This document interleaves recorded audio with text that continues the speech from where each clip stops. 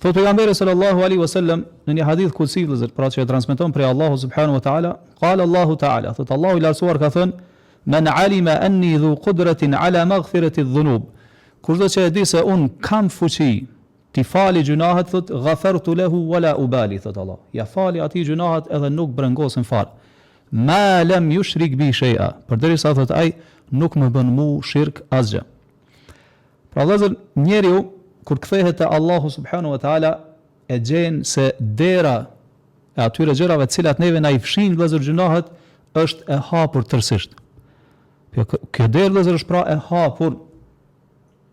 Pra edhe pse Allahu subhanahu wa taala na pas ka sprovu me gjunahe, në anën tjetër e ka lënë derën hapun, që njeri mu pendu për gjunave edhe me ba punë të mira të cilat i ashlyn gjunahet. Thot Allahu subhanahu wa taala: "Qul ya ibadiy alladhina asrafu ala anfusihim la taqnatu min rahmatillah." Thuaj o robërit e mi që e keni ngarku veten e juve me gjunah, pra e keni tepruar me gjunah. La taqnatu min rahmatillah. Mos e humni shpresën nga mëshira e Allahut. Inna Allaha yaghfiru adh-dhunuba jami'a, sa Allahu i fal krejt gjunat. Innahu huwal ghafurur rahim. Allahu vërtet është që fal shumë edhe shumë i mëshirshëm. Mirë, po kjo ajet vëllazër, si thonë dietarët e tefsirit, ka zbrit për ata që pendohen, që kthehen me pendim te Allahu subhanahu wa taala. Mirë vëllazër, para se të hyjmë te është udhës me shpjegoj se çfarë do thotë kjo tekfiru dhunub, do thotë që kjo fshirja e gjunaheve që vjen prej Allahu subhanahu wa taala. Si ndahet, si ta kuptojmë këta?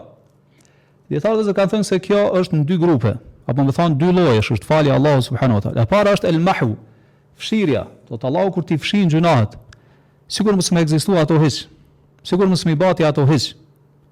Pra siç thotë pejgamberi sallallahu alaihi wasallam: "Wa atbi'is sayyi'ata al-hasanata tamhuha." Veprën e keqe pasojë me një vepër të mirë, se ajo e fshin ato.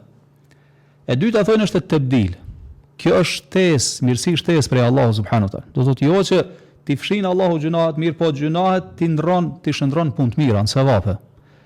Thot Allahu: "Fa ulaika yubaddilu Allahu sayyi'atihim hasanat." Të tillëve thot Allahu, do ata që besojnë, bën punë të mira dhe pendohen, thot tillëve Allahu thot punë të këqija ja ndryshon, ja ndron, ja bën të mira, këtë sevape.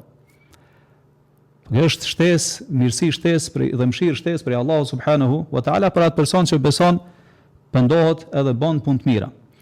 Pra vëllazër, gjunahet elhamdulillah pas kanë gjëra që i fshin ato.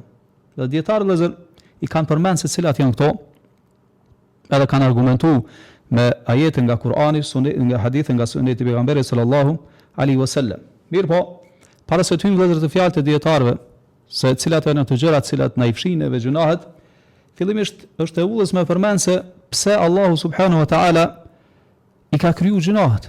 Pse Allahu ka caktuar për neve që na me bëj gjunahet. Von cila është urtësia e kësaj? Dietarët kanë trajtuar këtë çështje edhe kanë thënë se ne si musliman, spari duhet me besu bindshëm në atë që na ka treguar Allahu subhanahu wa taala edhe pejgamberi sallallahu alaihi wasallam. Ajo është që sikur gjunahet, sikur punët e mira, gjitha janë me caktimin e Allahu subhanahu wa taala. Por këtë punët na që i bajna janë caktuar prej Allahu subhanahu wa taala. Ende pa na kriju neve Allahu subhanahu wa taala. Megjithatë, Allahu i ka lënë njeriu dëshirë, të ka lënë mundësi zgjedhje, të ndje i lirë me zgjedh, apo don me bëj gjuna, apo don me bëj punë të mirë. Do nuk je i imponuar vëllazën këtë aspekt. Allahu ta ka lënë të thotë atë zgjedhjen e lirë. Andaj Allahu vëllazër thotë: "Wa ma rabbuka bi dhallamin lil abid." Allahu nuk është i tillë që t'ju bëj padrejtësi robërve. Po ashtu thotë Allahu: "Fa ma kana Allahu li yadhlimahum, walakin kanu anfusahum yadhlimun." Allahu nuk është i tillë që më u bë padrejtësi njerëzve, mirë po njerëzit i kanë bë padrejtësi vetes tyre. Pra vëllazër, Allahu subhanahu wa taala është el Hakim. Ta do të na ditë, domthonë është i gjithurt, është el Alim, është i gjithdijshëm. Po çdo gjë që Allahu vëllazër e ka caktuar, çdo gjë që e ka ligjësuar, çdo gjë që e ka urdhëruar, çdo gjë që e ka ndaluar, çdo gjë që ka dashur që ajo me ekzistuar dhe e ka kriju, kjo ndodh vëllazër për një urtësi të thellë. Nganjëherë na e dina, nganjëherë nuk e dina. Nganjëherë na shfaqet ai urtësi Allahu subhanahu wa taala, nganjëherë nuk na shfaqet. Allah thot: "Wa asa an takrahu shay'an wa huwa khairun lakum." Ndodh që ju thotë urreni diçka, mirë po është më mirë për juve. Thot: "Wa asa an tuhibbu shay'an wa huwa sharrun lakum." Dhe ndodh që ju thotë doni diçka, mirë po ajo është më e keqe për juve. Wallahu ya'lamu wa antum la ta'lamun. Allahu e di dhe ju nuk e dini. Andaj vëllezër, cilat janë ato pra urtësitë pse Allahu i paska caktuar gjinat që na me ran gjinat, dietar vëllezër kanë trajtuar këtë çështje, si Ibn Kaimi rahimahullah, e dietar tjerë dhe kanë thënë që kur njeri i bën gjinah Allahu subhanahu wa ta'ala, kjo në mënyrë thonë i arrit frikën prej Allahu subhanahu wa ta'ala edhe në nshtrimin ndaj Allahu subhanahu wa ta'ala. Edhe bën që njeri mu kthyet te Allahu subhanahu wa ta'ala, me kërku mbrojtje te Allahu, me kërku strehtë te Allahu dhe mu friku prej Allahu subhanahu wa ta'ala. Sepse thonë nëse ndodh që njeri mos me bë fare gjinah, me vazhdu ashtu në gjendje pa gjinah, i hiqet që kjo gradualisht ndodh te disa njerëz që ndjenja do thotë frikës prej Allahu subhanahu wa ta'ala edhe në nështrimit, nga që nuk shehen veten e tij që po bën diçka të keqe. Edhe gradualisht ka i hina vetja në qef. Edhe fillon çka më mburr me punët e tij. Madje mundet me arrit në shkallën më të keqe të vetpëlqimit kur mendon se me punë të mira është duke i bë favor kujna Allahu subhanahu wa ta'ala. E kjo është shkatrim vëllezër për njerin. Andaj Allahu të sprovon çka me gjunahe, që ti mos më ra në atë gjendje. Pra fillimisht vëllezër dietar kanë thënë se gjunahet për një aspekt janë mëshirë për njerin. Po sa Allahu të thën përmes gjunaheve, për me ta tregu do thotë se kush jetin vërtet se je çka krijesë e dobët. Mënyrë që ti pastaj mi u kthyma edhe më fuqishëm, më me energji bindjes ndaj Allahu subhanahu wa ta'ala edhe në nështrimit ndaj Allahu subhanahu wa ta'ala. Si thamë që ti do thotë mos më mburr me punët e tua. Që kur të bën një gjuna, ai gjuna me të metë çka vazhdimisht para syve, vazhdimisht më tut prej tina, që ti pastaj çka me i shtu punët e mira. Edhe kjo bëhet shkak që ti shikon mëshirën e Allahut me hin xhenetën.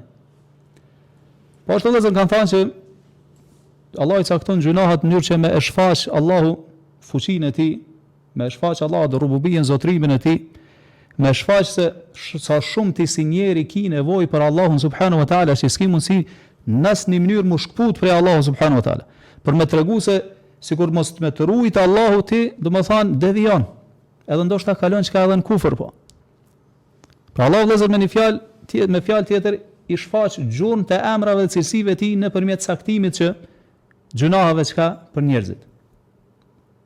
E shfaq do të thonë mëshirën e tij, e shfaq ndoshta dënimin e tij për disa njerëz që kryjnë gjuna, sikur mos ishin gjunat, pra Allahu nuk do t'i mëshironte njerëzit po.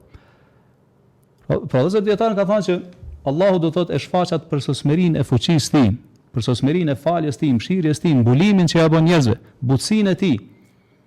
Edhe ja shfaq njerëzit se nëse Allahu ty o njeri nuk mbulon me mëshirën e tij, atëherë ti je i shkatërruar këtë botë edhe në botën tjetër.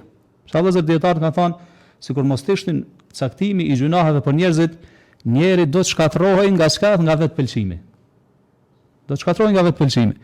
Që ta vëllezër, pejgamberi sallallahu alaihi wasallam ka thënë: "Walladhi nafsi bi yadihi", pasha atë në dorën e cilit të shpirti im, "Law lam tudhnibu", sikur mos bënit gjunahe, la dhahaba Allahu bikum. Allahu do t'ju hiqte. Wa jaa bi qaumin yudhnibun, do të cilte krijesa të tjera apo njerëz të tjerë që bajnë gjunahe, fa yastaghfirun Allah fa yaghfiru lahum, që pastaj kërkojnë falje prej Allahut edhe Allahu ja fal gjunat.